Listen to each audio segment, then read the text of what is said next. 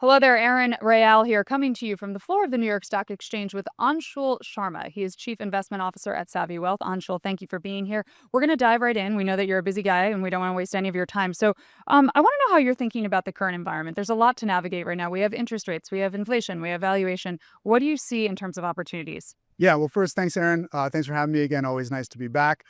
Simply put, I think that we are in a market environment that is all but done with grading on a curve. And let me explain. What I mean by that is that if you take a look back over the last 10, 15 years, there have been two catalysts or two trends that have really supported equities. First, super low cost of capital, arguably at historic lows during periods of time. Second, a Fed that was super accommodative and willing to step in during periods of stress. I think that that era is all but over. The net effect of that era was that companies that didn't produce cash flows, companies that had cash flows 10 years out, were being valued similarly to those that were producing earnings. And so I think that that is all but over. The net effect of that was simply that all companies were valued similarly. And so everyone passed the proverbial test. Now, you really only need a couple of data points today to confirm where we are. First, we've got a Fed, 3 dissents in the last meeting alone arguing for higher rates, and we've got a bond market that's not waiting for the Fed to act. If we look at the 30-year Treasury, sitting above 5% first time since 2007. And so the effect of this is that equities on a go-forward basis, at least in our minds at Savvy, are going to need to prove themselves with robust and durable earnings. Now, the good part here is that it's super encouraging what we're seeing today. Today, we are in the 7th consecutive quarter of double-digit S&P 500 earnings growth, and this is the second consecutive quarter where we're seeing above 20% growth in EPS as well. Our portfolios are positioned as such.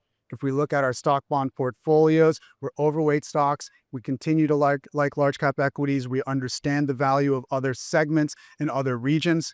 And in fixed income, we're staying up in quality and we're not extending duration just yet. We think it's still too risky of a move. Let's move on to AI because we can't have a conversation on the floor today without talking about that. So I want to know where you're seeing opportunity and where you think it's just market hype. Yeah, great question. I will start by saying that I think July was a real stress test, right? Mid-July for those couple of weeks, AI semis losing a little over $3 trillion in market cap alone. Now, we view the world of AI as much broader than that, as I think many do. We think of it almost in like 3 layers, right? Think about infrastructure as your base layer, enablement as the middle layer, and then adoption as the top layer. And each one of those is important. Infrastructure are the chips, infrastructure is the network, the cloud computing, the power, the electricity that underpins all of it. Enablement, the middle layer, is more your modeling, your software layer. And then adoption that sits atop further downstream is all of the industries, all of the sectors that we believe are going to benefit from AI in the future: healthcare, financials, industrials, and everything else. So we believe that it's important to have access and to have allocations to all 3 of those areas because we think that each one of those is going to peak at a different time. Now, very quickly on AI hype versus what's real. The exercise that we undertake is this: we look at moats, economic moats. Where do we see the moats that are strongest and where do we see the ones that are weakest? I think something that's not spoken about enough is that AI is not necessarily going to narrow all moats. Take software, for instance, right? Software is not this big monolith that many think it might be. You have many different types of companies, and I think that many would agree that a cybersecurity company does not look like a consumer products company within software. So for one of those areas, perhaps AI is going to narrow that moat. In another one of those areas, particularly cybersecurity, our belief is that it's going to widen that moat as well. And that's the type of work that we do when we really try to distill what's real versus what is simply hype. Let's talk about investor sentiment right now because, there's attitudes that are influencing decisions and diversification of portfolios is imperative, as we all know. This is a basic one. But what are those attitudes right now that's leading people to do what they're doing? I would say nervously long maybe encapsulates all of it. Many of our clients are fully invested, which is a good thing. If you look back the last 2 years, those investors, those clients that weren't fully invested were in effect punished for sitting out those couple of years. But at the same time, we know the headlines that are coming through every single day. And I think that keeps our clients, our investors on their toes. The other part about this is that there are other asset classes within the schema today that are really nipping at the heels of equities. Fixed income, is all of a sudden compelling again, given where rates are, cash as well. And so you've got this rotation of sorts or this recalibration of what it means to be diversified within portfolios. I think a lot of clients are asking about that. Anshul, what about alternatives? We talk a lot about this, but I want to know how do you use alternatives while also, you're balancing liquidity considerations, risks, just overall, where do they fit? Yeah, alts are to us a super important part of a diversified portfolio. Let's start there. But at the same time, for us, there needs to be a very clear mandate for why we are putting that alternative solution or why we are recommending that alternative solution in a portfolio. It needs to solve a client's goal. It needs to solve a client's need, whether that's return enhancement, whether that is yield generation, whether that's diversification. So unless it solves one of those, not really going to just leave it in just to have it there. Now, maybe let's talk about return enhancement because we're at this storied institution right now. If you look at the world of listed equities today, fewer than 4,000 listed equities today. That number looks more like 8,000 if you wind the clocks back 30 years. So fewer publicly listed companies. Addition to that, in the late 90s, between the time of a company's founding and the time of an IPO, that was about 8 to 9 years. Today, between a company's founding and ringing that bell behind us, that looks more like 14 years. So what does that mean? Companies are staying private longer.